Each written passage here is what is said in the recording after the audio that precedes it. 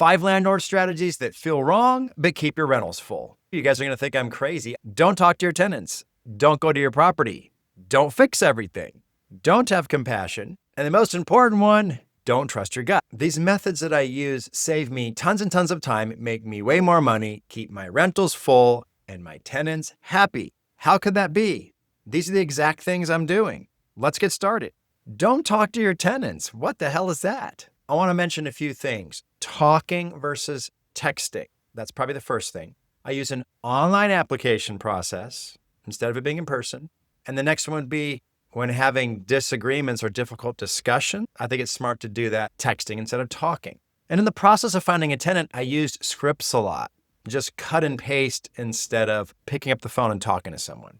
The main thing that sets me apart is how I list the property, and it's saving me hours and hours of time, finding somebody faster, finding a better person. How I list the property is this. I list it on Facebook Marketplace and Zillow.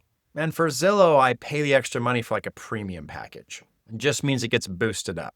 So you're going to get tons of inquiries from people, especially on Facebook Marketplace. I advertise in those two places, but I'm not accessible by phone. I do have a Google Voice number that I can put out on Zillow and I can put out on Facebook Marketplace as a way to be contacted. But here's the trick with that phone number. It's a Google Voice number that doesn't ring. It only goes to voicemail. The voicemail lists my criteria. Hey, my name is Rich Carey. I've got this 3-bedroom, 2-bath for $1,000 on 21 Main Street.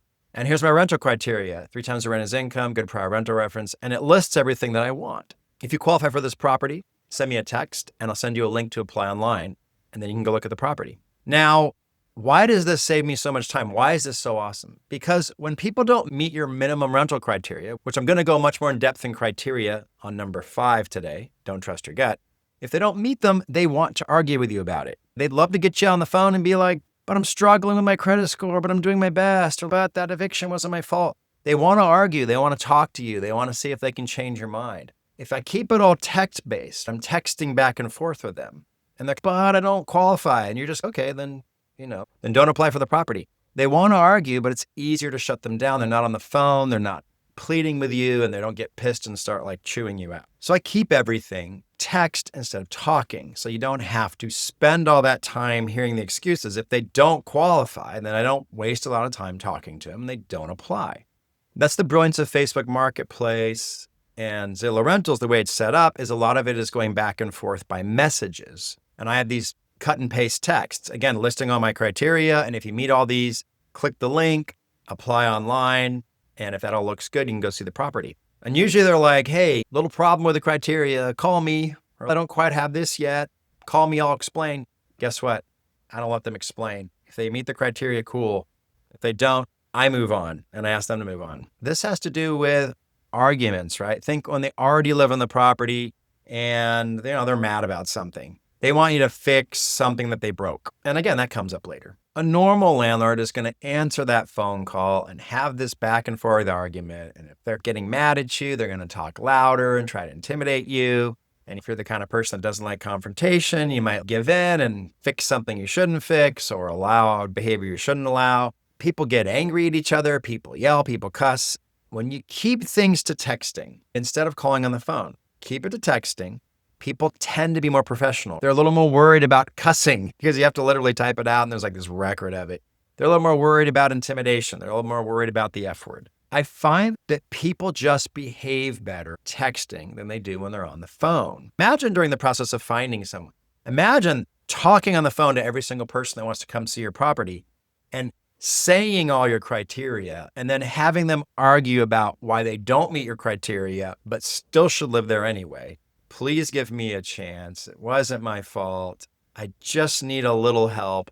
But this makes you a better landlord, and it makes you stay in business so you can provide housing to people. Because if you have too much compassion, you won't be in business. If you have too much compassion, you'll run out of money and you won't have properties to put up for rentals, and that would suck.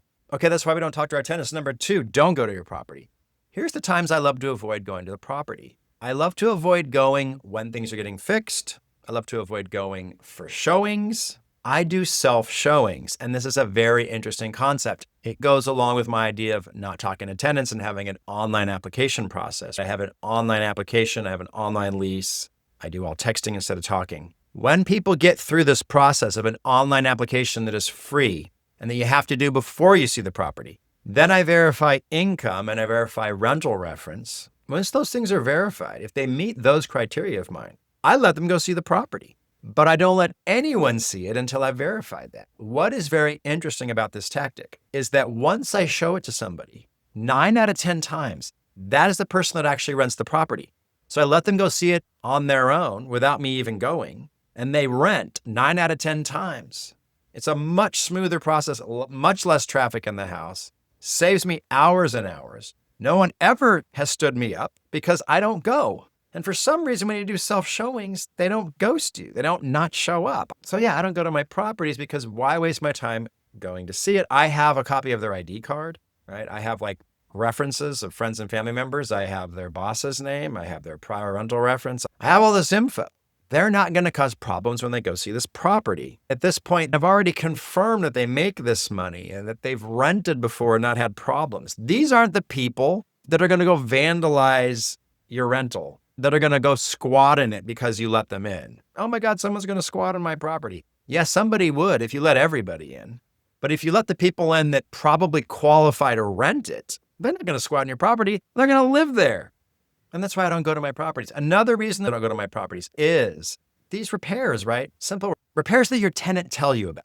Toilets leaking, closet door fell off the tracks, garbage disposal not working correctly. You do not need to go to the property for things like this, right? You send a handyman and he goes to fix it. And when the work is done, you don't need to go to inspect it. You want your tenant to be happy, right? You can have the handyman take pictures of the work he's done. Even better than that, before you pay the handyman, have a tenant let you know, oh yeah, they fixed it. Looks great. Okay, shoot me a picture. Oh yeah, here's a picture.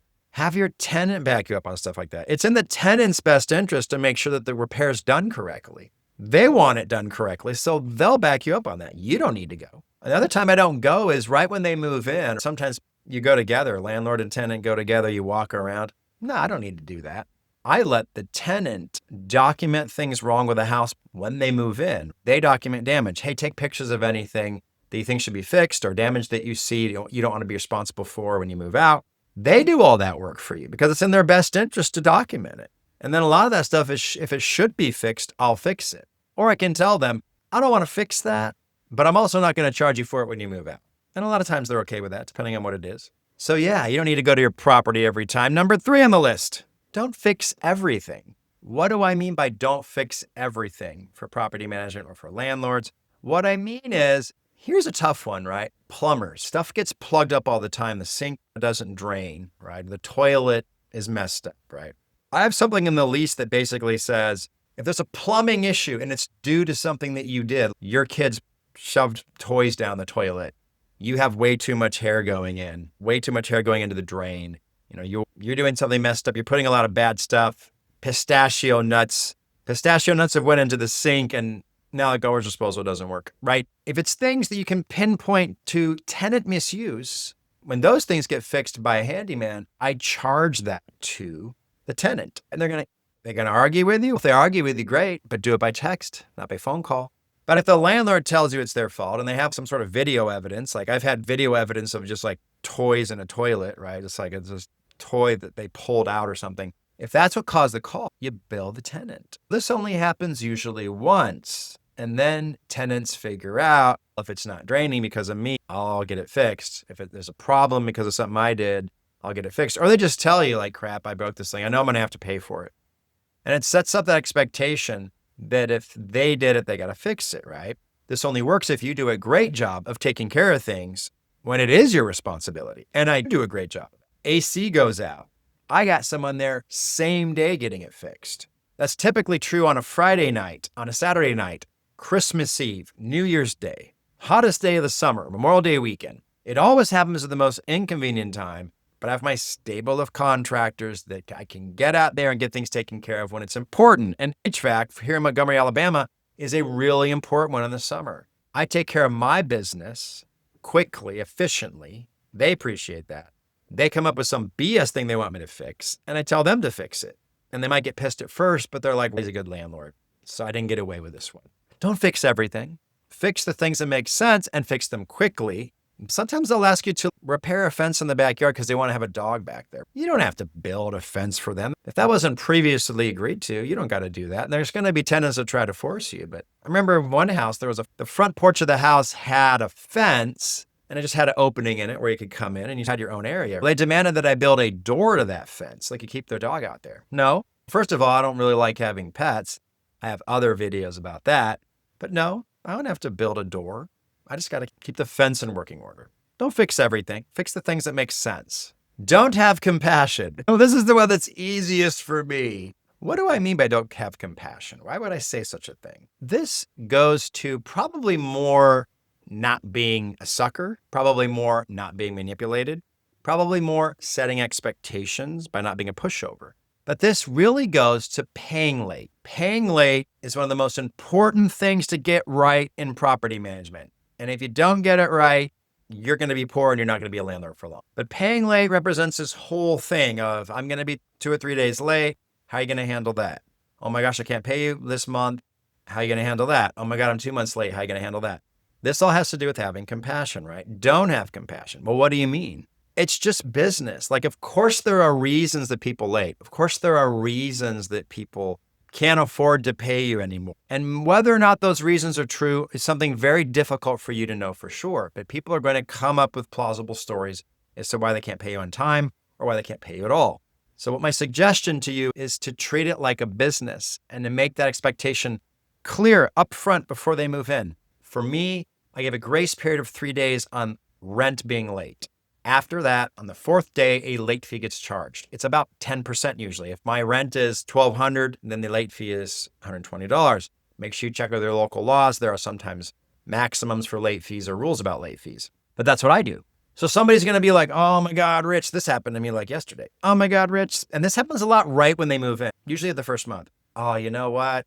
I'm going to pay you on the 7th this month. Something came up. I hope that's okay. My answer to them, that is perfectly fine.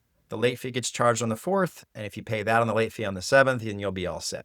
And then usually there's some, what? You want me to pay the late fee? But this is the first time. And I'll be like, yeah, but this is the first month. Politely, I explain there are no exceptions to paying the late fee. But my cousin died, and I got to go to the funeral.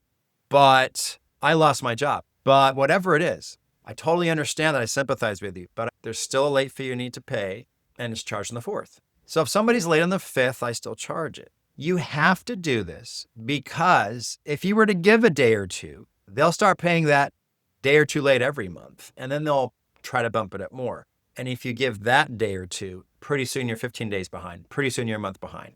Pretty soon you're forced to evict them, hopefully before they owe 6 months of rent. Trust me on this. This is just human psychology. What do you have to do on top of this being a stickler on the late payment? Friendly but firm and fair, but a stickler on it. What do you have to do on top of that? Once they're late, once it's charged, I send a letter to the house. You could call it an eviction notice. It's called a pay or quit notice. Letter to the house saying you're late and this is the late fee. This is the total that you owe. You need to pay this within 7 business days or I'll start the eviction process. Now, the letter might sound nasty.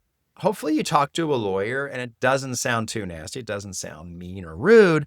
It should be just very matter of fact. When somebody says they're going to pay you late, explain, okay, but you get charged on the 4th, the late fee, and we send out this letter that says you got to pay in 7 business days. But if you're going to pay a few days later, don't even worry about that letter. But what you're also telling them is if you don't pay on time, that letter will come into play and you have to stick to your guns on it. Once that 7 business days is up and they've given you more excuses about why they haven't paid you yet, tell them, I'm going to file for eviction tomorrow. Do you want to make a payment today? And I wouldn't let it go past that. If they say next Friday, I need 2 more weeks, I need 3 days, I'm not going to go for it at this point. So in Don't Have Compassion, we've handled 2 different things. We've handled the late fee, right? You're not having compassion with the late fee. You're not falling for every story and letting it slide this month. You charge it pretty much no matter what. And then you're also not sliding on sending a pay or quit notice or an eviction notice. You send that no matter what. You send it as soon as you can. You let them know in a very friendly but matter-of-fact way, yes, I've sent this letter. You've got 7 business days to pay what you owe plus late fee or I will start the eviction process. It's just business. Here's the other issue that can come up that comes into this don't have compassion thing. There's this time period, and this is true in most states, but you need to know the law in your state. There's this time period between sending someone a pair quit notice, which puts them on a clock of sorts, 7 business days, 7 calendar days, 14 calendar days, whatever it is, that time period they have to pay the balance of what they owe, or you can start the eviction process. This is a legal issue. So let's say they owe $4,000 at this point. Hopefully you don't let it go too many months. I won't let somebody get more than a month late. They owe $4,000 and their 7 calendar day period is almost up. And on that 5th day, they contact you and they say, I don't have the $4,000, but I have the $2,000. Can I pay that right now and stay here? What you got to watch out for, and you need to consult with your eviction attorney on this, is if you take any partial payment, $10, $100, $1,000, anything less than the full $4,000, that starts the clock over on everything. So that letter that you sent demanding full payment is effectively canceled. You've taken a partial payment. Now you need to issue the pair quit notice again with a new amount and start over on a new clock of whatever you need to have that unpaid period until you can file for eviction. So I don't do that. I don't take partial payments. I guess I might take a partial payment if it's very close to being the whole thing and start the clock over, if I had confidence that they were going to come through. But if it's a kind of a low amount, if it's like 10%, 20%, 30% of what they owe, I wouldn't take that partial payment. You literally need to refuse it. If they tried to send it to you electronically, cancel the payment, send it back, something like that. Because if you accept it, it restarts the clock and you got to send out the letter again. And it's like a legal process. Talk to your eviction attorney about this. I'm not a lawyer, but I did play one on TV. Okay, so we've talked about 4 different counterintuitive truths on being a good landlord. Don't talk to your tenants. Don't go to your property. Don't fix everything. Don't have compassion. It's kind of an effed up list, isn't it? And weirdly, this really works. And number 5, the last one, and it is the most important. Don't trust your gut. There was a book that was written by someone who won the Nobel Peace Prize, Daniel Kahneman, called Thinking Fast and Slow. It's like a super thick book. Most of you aren't going to go out and read it. Let me summarize the book for you. People often rely too much on their own judgment, and they'll place it in higher regard than using objective facts to make correct decisions. A good example of this would be giving someone a job. When you interview them, you will have objective criteria that make sense for hiring the best person for that job. That would be like they have the right experience, they have the right certificates, maybe they have letters of recommendation, any kind of fact that you can just check on and be like, yes, they have this, and that would help them in this position. And then there's the sort of the subjective part. Then there's the like, well, let me interview them and see if I like them, see if I get a good vibe from them. They dress well, they're funny. I feel like I'm just going to get along with this person. I've got a hunch that this will go well. If you use those type of judgments to override issues with, say, experience or issues with not having the right training or something, that's when you really go wrong. That is really what Daniel Kahneman's book, Thinking Fast and Slow, is talking about in part. This is a bad idea because when you're finding someone to live in a house, you're interviewing them for the position of taking care of your investment. Have you ever thought of it that way? Interviewing someone to live in your investment and take care of it for you. And so you want to do that with objective criteria and not use a subjective one, which means don't trust your gut. Don't use your hunch. It doesn't matter if you like them or not. It doesn't matter what race they are. It doesn't matter what sex they are. I'm not trying to be a social justice warrior here. I'm just saying those things don't really help. What helps is the facts. Here are the facts. And these are also legal criteria to find a good renter. Having at least 3 times the rent as income, having a minimum credit score. I do 600, you may want to do higher. Having a good prior rental reference. That's awesome. No evictions, no felonies, no bankruptcies, no exceptions. I don't do a lot more than that.